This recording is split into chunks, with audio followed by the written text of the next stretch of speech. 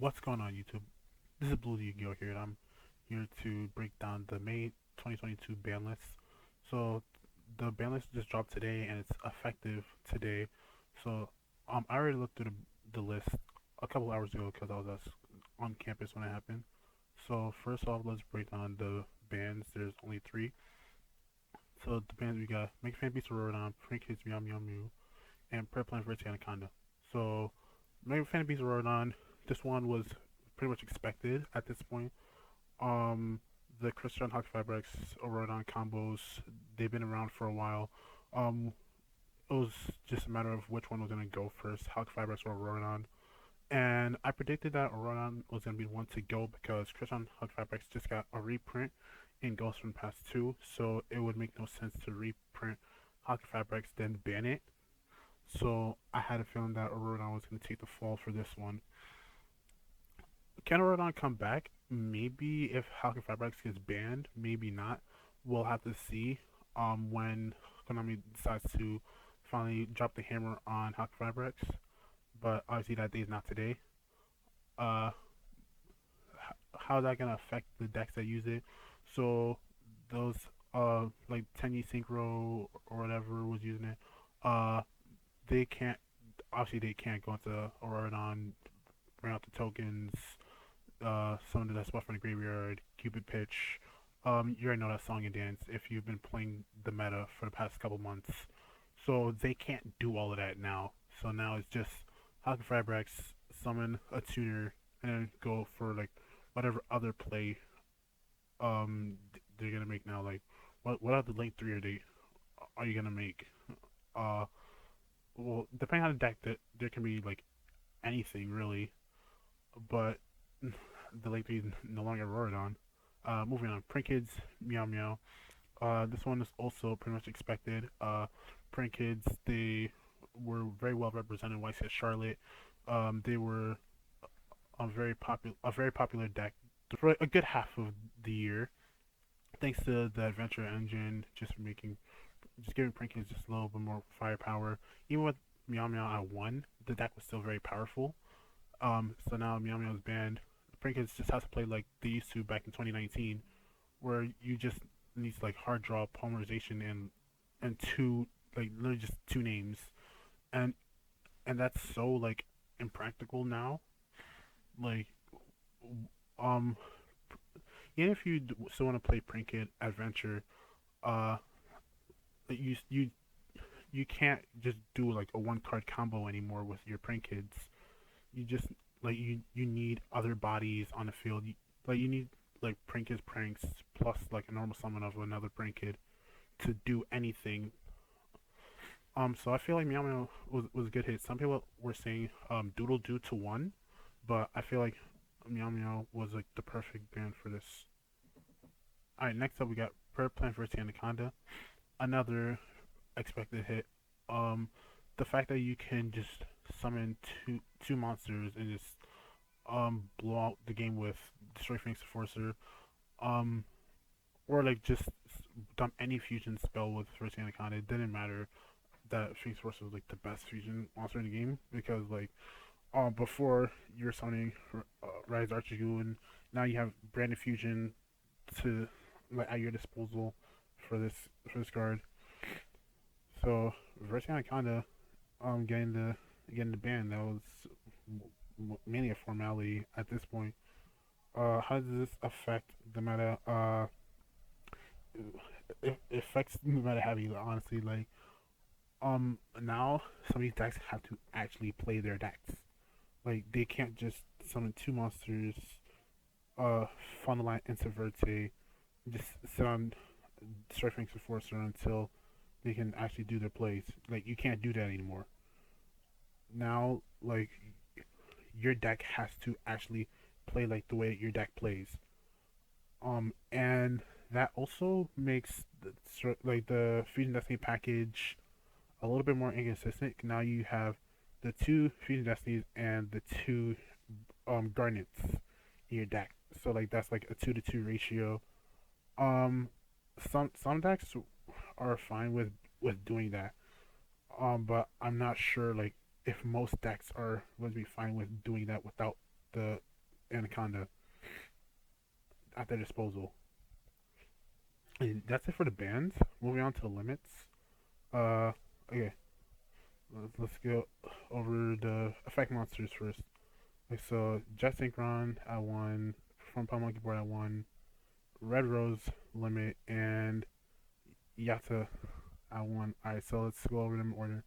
Jet Synchron, this one was very easy because my fan base right on is banned now. So you can still like Jet Synchron is still one card, Crush on Hawk and 5Rex, but you're not doing like those insane combos that you were doing back in 2020, back when the deck was at its peak. Um, so now you, what are you doing with Jet Synchron plus Hawk and 5Rex in 2022? Honestly, I don't know if these decks are going to be doing that. I don't know if it's worth the I don't know if it's worth the space. Honestly, like yeah, you can do it if you want to, but what do you? It's just like what I said with Aronon. Like, what are you gonna do after you summon the Halka Rex? All right. Anyways, moving on. Monkey board. Yeah, this one was pretty obvious too. Beyond the Pendulum, it's coming out in Dimension Force, and Monkey board. It it's really only good in Performer Pal. It's not great in Pendulum Magicians. Like it really contradicts with that deck, and Pendulum Magician is like probably the best form of Pendulum decks right now. So, but what the Performer Pal is going to support, Monkey Board at 1 really kind of helps that deck. So, I'm I'm really excited to see what Performer Pals can do um with with one copy of Monkey Board. And next up we have Red Rose Dragon. This was used in the base deck, basically like synchro spam whatever.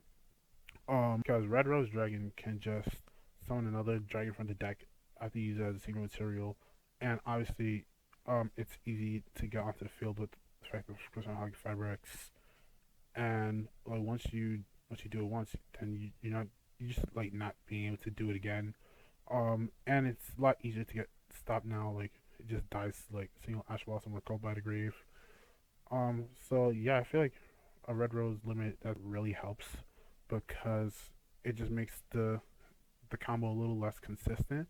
Well, not consistent. It makes the combo a little less powerful because it's not as accessible like after like past turn one, assuming you've tried a turn one and got stopped. And the game nowadays is very um like if you don't establish your plays like after like the first turn or two, then it's kind of hard to build afterwards unless you're playing against a control deck exactly. I Yada. Uh um I mean like anybody could have predicted Yada to come off the list. Obviously it was on the list for a long time because the spirit of the Forbidden Limited list. But Yada, we all knew for years that Yada could come off the list and nobody would care. Yeah, the ability to skip a draw phase, sure, whatever. The game is so fast paced now that losing a draw phase doesn't even matter. And what? Like you're gonna normal summon this and try to swing for 200. Do you know how many other good normal summons there are in the game? And would you really want to waste that on Yada? I wouldn't. Uh, Yada, it's not gonna see any play. It should just be at 3. Um, let's just wait for the next ban list. That this is definitely gonna get bumped up to 2 or 3 on the next list. I'm calling it right now. All right, moving on to links. Only link that I got limited. Chris on Hawk Fabrics. This one is interesting. In the OCG, it's at 1. Um, Obviously the ability to summon any level 3 lower tuner from the deck that makes it very flexible. It's kind of like the Verte of tuners because if you just have 2 monsters on your board and one of them happens to be a tuner, then you got the Crystal Hawk Fabrics. But with Auroradon banned, um, Hawk Fabrics isn't as powerful. Like it's mainly gonna be used more for its um quick effect on the opponent's turn, and it's gonna be obviously it still has its power in Crystron decks, but limiting it just means that um like for the decks that were playing more than one, if the first one gets stopped, then they're like, okay, it doesn't matter. I'll just bring out another one next turn, assuming I survive. Those decks they can't do that anymore. So Hot Fabrics to one, it's not the greatest hit, but I'm not complaining. Shooting Riser Dragon, same reason as Hockey Fabrics. If Riser Dragon gets stopped, you can't do it next turn. And just the ability to like just bin any level 6 or lower monster from the deck to the graveyard. It's just it's very flexible. So I feel like that's why Rise of Dragon is limited. Aside from the reason that I stated earlier. Alright, that's it for the monsters. The spells you only had the Change of Heart limit. This one is very interesting. I call this one Change of Heart. I feel like it could be legal in the game just as like an experiment because I feel like Konami's been experimenting a lot with bringing cards off the list. Like for example, with the last list, they brought back Destrudo and Fairytale Snow and Moonlight Tiger. I feel like that was interesting for Konami to experiment with bringing back banned cards. So I feel like Change of Heart coming back to the game is a very good experiment. I feel like it's not like Change of Heart is not as strong as something like Snatch Steal. As seen when Tattoo came back from one format and got banned like immediately after. I feel like Change of Heart, obviously it's gonna be very sacky, but it's really only good going second, so it's most likely gonna be seeing play in the side deck. And honestly, if you wanna play one kind of Change of Heart, just play Triple Attack and Silent. And yeah, like Change of Heart, I can't wait to see it back in the game. And for traps, Time Seal, same reason yada. Seeing draw phase is kind of slow in an already fast paced game. Time Seal is just way too slow for this game. Time Seal could have been at 3 like 5 years ago, and nobody would have cared. So yeah, this is probably gonna go back to 3, on the next list. Oh, we don't know when that next list is gonna be because once again, read this right here. Next update will be in a few months. We don't know when a few months is. But anyways, let's go to the semi-limits. We got a grand total of 6. Let's go over the monsters first. Dynamite Knight. This one is anyone could have called this one. True Draco's not meta at the moment. It's probably not going to be meta at full power. Like Dynamite Knight could just 1 to 3. Doesn't matter. Um, True Draco's interesting though because skill drain at 3, but they already had Monarchs Erupt, which is like a one-sided skill drain of sorts. But honestly, True Draco's not going to be doing anything in this format. I think.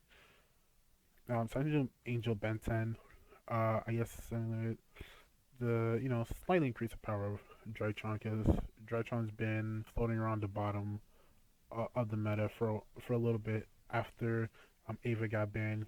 Like Drytron just had to like go a different direction, like doing like a megalith package to replace Ava. You're not playing like all those as much fairies as you used to. But it'll be interesting to see what Drytron players do with a second copy of Benson. They'll probably just slot it into their deck because most Drytron lists have more than 40 cards anyways, so that's probably not going to affect them too much. Tanky to 2. This is interesting for Tri Brigade exactly because Tri Brigade is probably the best deck that can utilize Tanky. And pure Tri Brigade was fine. Like obviously with Verte Band they don't have the access to Destroy Phoenix Enforcer that they that they used to. And with ban of Verte, Branded Tri is effectively dead before it even started because the all the structure came out like a couple weeks ago. So yeah, Branded Tri Brigade only lasts like a couple of weeks. But a second tanky, I guess that's a consolation prize for Tri Brigade players, myself included. Apologize to too. I feel like this should have been what happened in the previous list. Because Pod Desires to one, that was kind of weird. Pod Desires at one kind of hurts the decks that need it. Pod Desires to two kind of helps them, but just only slightly. I feel like Pod Desires to two is it's definitely an okay move. Trickstar late stage, yeah, I could have predicted this one. Trickstars aren't doing anything in the meta. What, you're gonna try to reincarnation droll somebody in 2022? Yeah. If you can do that and win, then the opponent honestly deserves to lose. While revealing light, I got some mixed opinions on this one. While revealing light, it's obviously kind of degenerate with cards like Life Equalizer, or like some other cards I don't really know about. Uh, well, really like the fact that it's just easy to activate, and now it's just that much more likely to get added to your hand. That's kind of interesting to me. Uh, but you're not going to be seeing some like degenerate strategies running around utilizing Wall of Revealing Light in the meta. I very highly doubt it. Alright, and then the Unlimits. And I sent to three. Um, I feel like without the errata, uh, this is kind of weird. I thought that it was gonna be something like what they did with Firewall Dragon last year, where they delayed the unbanning of Firewall Dragon until the printing with the errata was released. But 97 and TG has not been errated yet, so you can still do the 97 loop. Um, so the way that the 97 loop works is if you have one in your hand, one in your graveyard, you discard the one in your hand, you trade that one, add the next thing already in the graveyard back to your hand. Then if you discard that, then it's infinite discard fodder. So at the moment, that's still how it works. But once the errata comes out, then that's not going to be how it works anymore. But probably an errata version is going to be released soon, which is why Nice is coming off the list, similar to Makira, the Destructor. Uh, Trishula to three. This one was also interesting.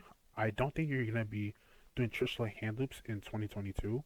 Uh, Obviously, like it was at one at the start of Master Rule 5, just like as like a preemptive measure. But honestly, like the best synchro decks aren't even making like, well, even if they are making nines, they're not making Trishula because Trishula just requires too much resources. Um, like, like the best level 9 synchro in the game is probably Virtual Shenshin, and that's just like a generic like one tuner plus one or more non-tuners. Trishula needs two or more non-tuners, so Shenshin can use two monsters, but Trishula must use at least three monsters. So three monsters to make Trishula just to get a card out of your opponent's hand is not that great of a payoff in my opinion. Um, so Trishula at three, in my opinion, is fine. Some people might disagree, but I think Trishula at three should be okay. Mirage Stalio at three. This one was not really a surprise to me. I thought that Gazelle was gonna be the one going to three. That's probably gonna happen eventually. Uh, I guess I'll just lump in Summary Circle at three. Uh, so the Summary cards were on the list for some time. I think Marcelio was banned for a little bit until it came back. And now for it to go straight to three from one. Um, Honestly, I feel like that was the move because like some Summary decks aren't even using Marcelio, based on what I've heard. And honestly, I think Salmonary it makes them a lot more competitive, especially with Ghostman Pass just coming out and releasing Deco Talker Heat Soul. So honestly, I feel like Konami just wants to boost any cyber strategy. But Salmonary is like the only cyberspace strategy that's on the list right now. I could be wrong. Moving on, a hero list to three. This one was expected. Heroes went from one to two on the last list. From two to three, it's only really good on turn one. And like, bro, imagine paying half your life points on turn one just to get hit by an Ash Blossom in an already glass cannon deck that kind of that can't really recover like after turn one. Yeah, it's Hero Lives. It was kind of expected to go to three, but now you have like more access to like what you're gonna go Heroes? I guess summon Shadow Mist, grab Mass Change, like because Dark Law is a pretty good card in general. But like, what else? Like if you don't have like Hero Lives plus like another like hero name in your hand, that's you're not really doing much. So like Hero Lives, it does give like that extra push to hero decks. So I'm glad that that card's back. And Scapegoat, yeah, nothing much to say about that card. It's too slow. You can't summon on the same turn you activate it. So like you'd have to activate it at the end of your opponent's turn, or like during like your opponent's like battle phase, like I guess like to protect, if needed. And like I can't picture any decks that are using that can use Scapegoat right now. Like because you know it's not 2018 anymore. Like Scapegoat's not it's not that strong. Like it's like I said before, it's way too slow. You can go to any YouTuber, they're gonna tell you Scapegoat's way too slow for this format. So yeah, that was my breakdown of the ban list. Uh, I feel like it was okay. Like they hit the like they went for the problems. I thought there was gonna be at least like semi limits to like Rival Amnesia or Water Enchantress, but that's fine. Adventure, it's not like Adventure is like the number one deck right now. Um, Branded Despy, I assumed there was gonna be like a hit to that. Well, I guess Adventure is like technically like an answer to that, but not really because they don't really need Verte. Um, but other than that, they did hit the other like most of the other decks of the format. So, uh, thank you for watching. If you got this far, make sure to drop a like, subscribe to my channel for more content. Hit the bell next to my name so you'll always be notified whenever I upload. Tell your friends to tell their friends, and I will see you in the next video. Goodbye.